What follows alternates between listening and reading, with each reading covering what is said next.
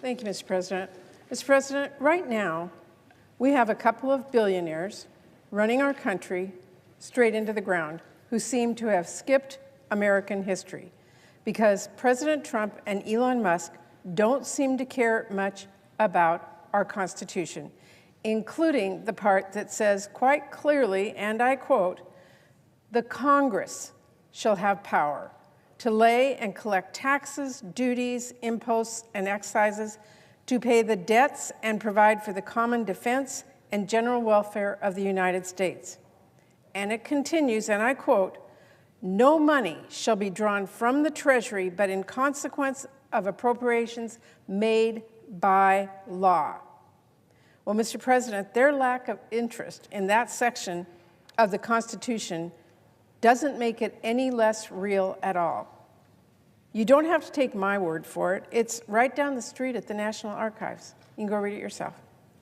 I would invite our billionaire co-presidents to go take a look. Stand in line with the school kids who are on trips, or read up on the separation of powers. And you can even explain to the students there why you're gutting the Department of Education while you're at it.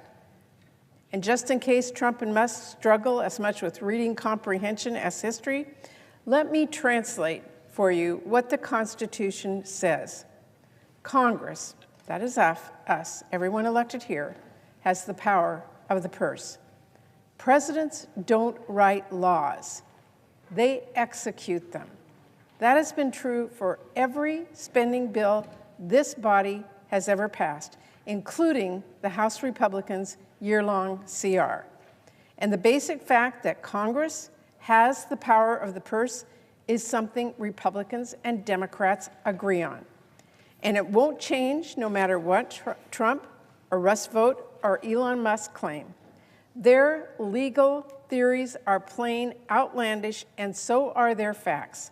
If you listen to them, they argue that presidents have been impounding funds routinely. That's wrong. The opposite is true.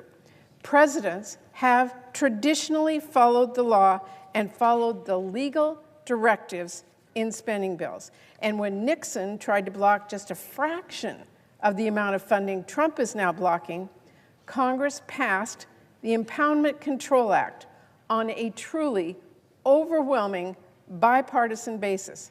In fact, it cleared this Senate unanimously. So while the Constitution may be the first word on Congress's power of the purse, this foundational principle has been affirmed time and again by the courts and by Congress. The law affirms what we have long known. Presidents cannot pick and choose which parts of the spending laws to follow, and it lays out a clear procedure for the president to propose to Congress either delaying or rescinding funding. The Impoundment Control Act is still the law of the land. The Constitution is still the foundation of this democracy. Congress still has the power of the purse. And for some of the House Republicans who seem to have forgotten, that power.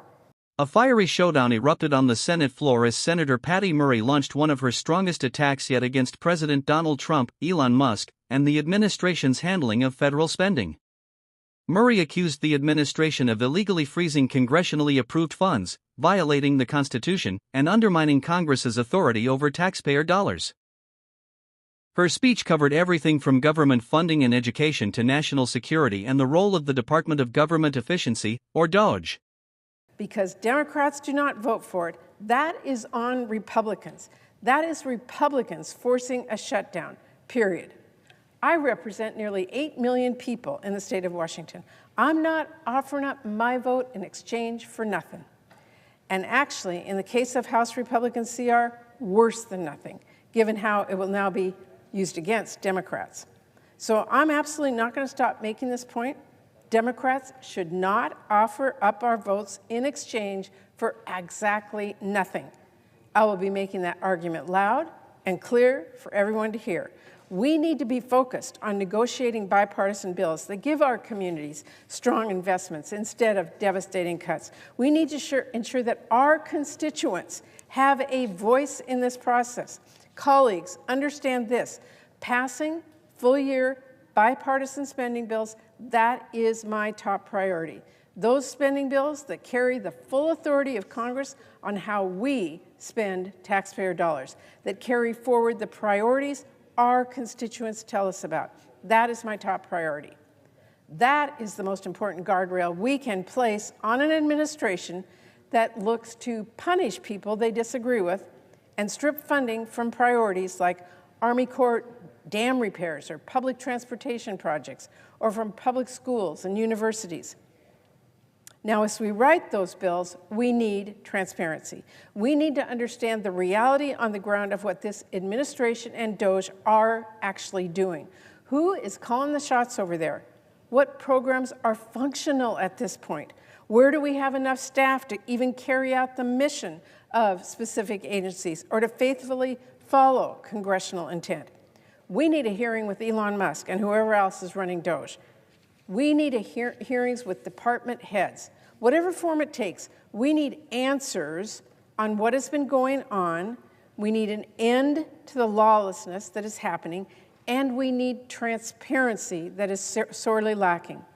I don't know when that became controversial. Isn't DOGE supposed to be all about accountability? Isn't it supposed to be all about transparency? So let's get to it. Let's show the American people exactly what Trump is doing. What is the problem with that? After all, it's not like it's meant to be a secret. Project 2025 was a public playbook, and it's clear they are following it to the letter. Before he returned as OMB director, Russ Vought made clear he wanted to ignore our laws and, quote, impound, baby, impound. That is a direct quote from the general counsel, by the way. He said, please don't forget to like, comment, and hit the subscribers button for more political updates. And local and state